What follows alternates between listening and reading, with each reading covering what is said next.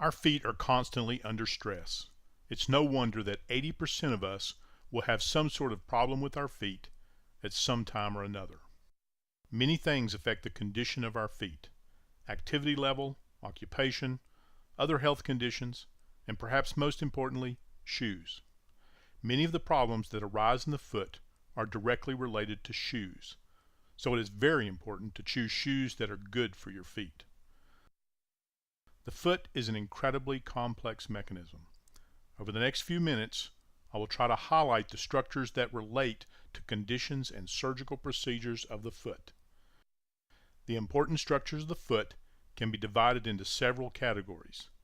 These include bones and joints, ligaments and tendons, muscles, nerves, and blood vessels.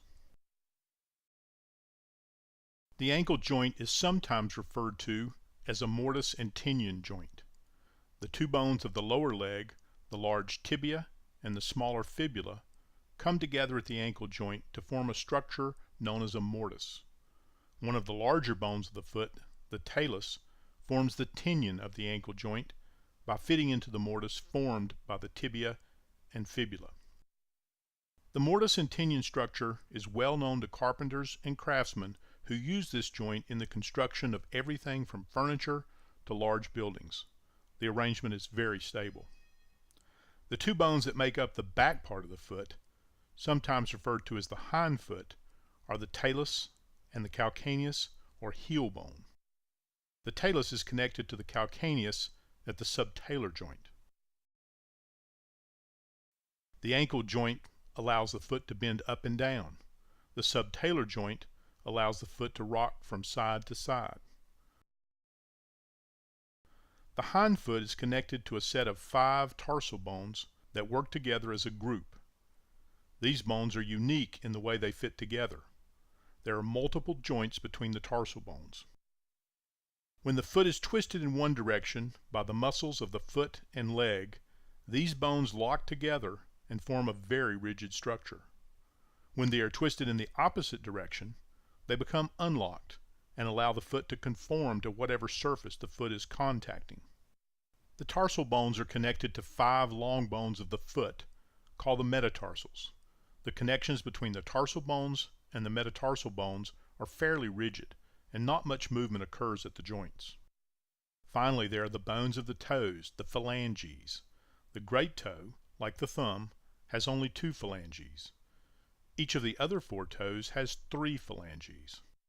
The joints between each phalange are called the interphalangeal or IP joints.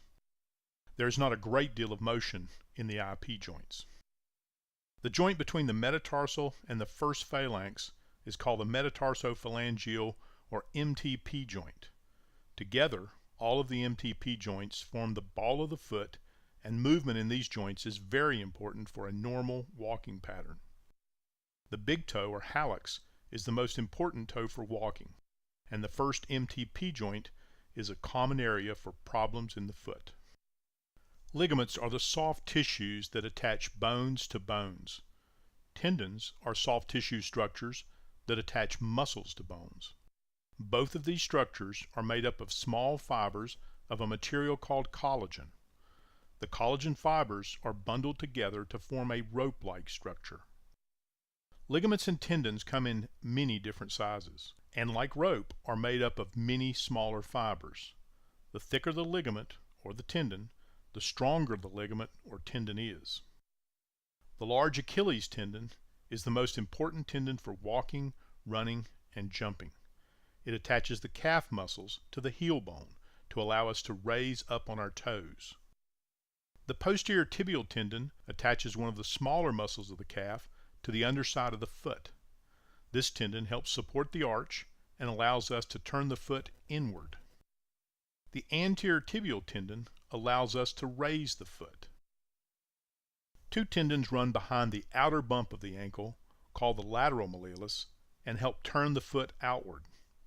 There are a set of tendons that bend the toes down or flex the toes, and a set of tendons that straighten or extend the toes. The tendons that flex the toes are called the flexor tendons. There are 2 flexor tendons on the undersurface of each toe. The tendons that extend the toes are called the extensor tendons. There are two extensor tendons on the top surface of each toe. Many small ligaments hold the bones of the foot together. Most of these ligaments form part of the joint capsule around each of the joints of the foot. A joint capsule is a watertight sac that forms around all joints. It is made up of the ligaments around the joint and the soft tissues between the ligaments that fill in the gaps and form the watertight sac. Most of the motion in the foot is caused by the stronger muscles in the lower leg, whose tendons connect in the foot. Contraction of the muscles in the leg is the main way that we move our feet to stand, walk, run, and jump.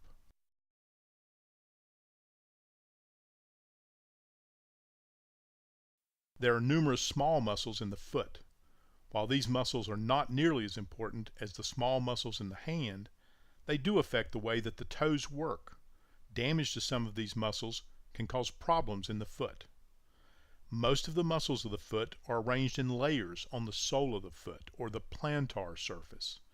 There they connect to and move the toes, as well as provide padding underneath the sole of the foot. The main nerve to the foot, the tibial nerve, enters the sole of the foot by running behind the inside bump on the ankle, or the medial malleolus. This nerve supplies sensation to the toes and sole of the foot and controls the muscles of the sole of the foot. Several other nerves run into the foot on the outside of the foot and down the top of the foot.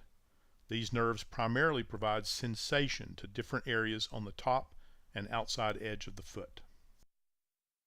The main blood supply to the foot, the posterior tibial artery, runs right beside the nerve of the same name. This artery travels into the sole of the foot, where it forms an arch just behind the ball of the foot. A second artery, the dorsalis pedis, runs down the top of the foot. You can feel your pulse where this artery runs in the middle of the top of the foot. As you can see, the anatomy of the foot is very complex. When everything works together, the foot functions correctly and allows us to walk without pain.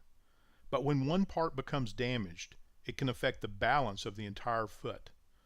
Because we rely on our feet to carry our entire weight and walk across all types of surfaces, it is easy to see why a stable, painless foot is so important to our daily lives.